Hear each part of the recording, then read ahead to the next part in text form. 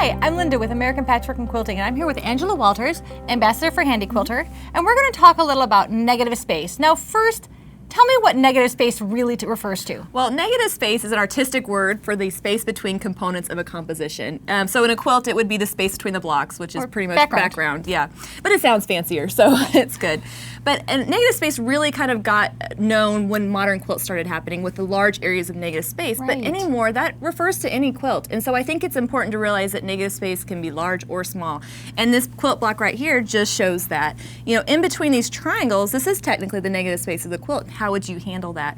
Well, one of the designs I'm going to show you is really great for these smaller areas of negative space. Perfect. So let's talk a little bit about some designs that really work well. Yep, so here, and really I joke it's not rocket science, right? It's nice and easy stuff that adds texture to the quilt. And here I have a nice back and forth line that really looks great on a quilt. But what's totally beneficial about it is if you're working on a sewing machine or a sit-down long arm, it allows you to break that area up into smaller chunks. Oh, I see, okay. And then here's a variation of it. So if you want something with a little bit of a different texture, you can actually change up the direction of your back and forth lines to give it a different look. That's a great idea. Now this quilt is an example of using that back and forth design on a much bigger scale. So you could use it as an all-over design. You don't have to do it just in your negative space. And you can see I've just quilted it just a lot further apart. I see, and a little longer too, right? A little longer, yep. So can you show me how to do this? Absolutely. Now a back and forth line is a line that goes back and forth, right?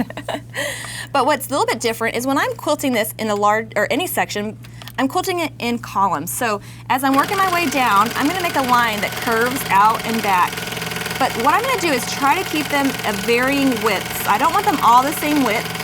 I wanna kind of make them different. So if this was a bigger area, you can make this column larger, or you can make it, you know, more narrow, whatever works for you.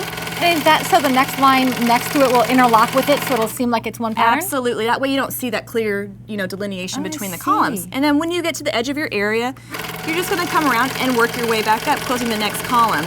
Now I quilt this line so it curves right before it touches the other line. I like that little bit of unquilted area. So here I'm going to turn around right before. And just working my way up. And it's really, you know, forgiving. So if it doesn't quite line up, it's all right. Until I get to the top. And again, I'm varying the other side just because I like it to not be able to see exactly where you're going or where it happened. So your next row can then interlock with that one. And you just continue on. Really handy.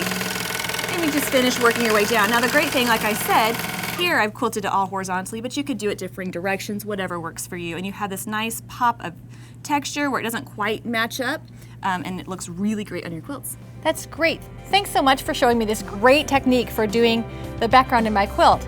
I think this really turns a negative into a positive. That's true. Thanks so much for quilting along with us. Give this a try on your next project.